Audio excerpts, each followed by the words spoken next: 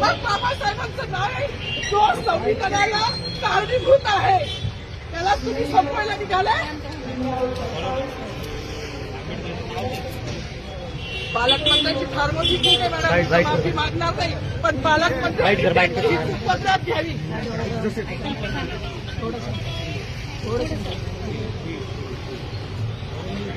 मला मीडियाशी घेणं नाही मॅडम, मला सस्पेंड केलं की नारूचे गाड्या उपसतील, मी माफी काम करीन, पण बाबासाहेबांची ओळख पुसून येणार मला सस्पेंड करायचं करू शकता. मॅडम बाबासाहेबाला संपवायचं काम करायचं नाही. 26 जानेवारी 15 ऑगस्ट मध्ये मी नाही मानत, पण लोकशाही मॅडम तुम्ही सुद्धा संविधानामुळे आहात, पालकमंत्री सुद्धा पालकमंत्री संविधानामुळे आहे.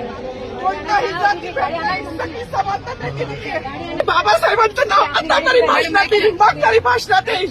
ज्या लोक संविधानाला लोकशाहीला कारणीभूत नाही त्यांची नावं वारंवार घेतली गेली, मग जो संविधानाला कारणीभूत आहे तो प्रजासत्ताक दिनाचा जो मानकरी आहे त्याचं नाव भाषणात का नाही.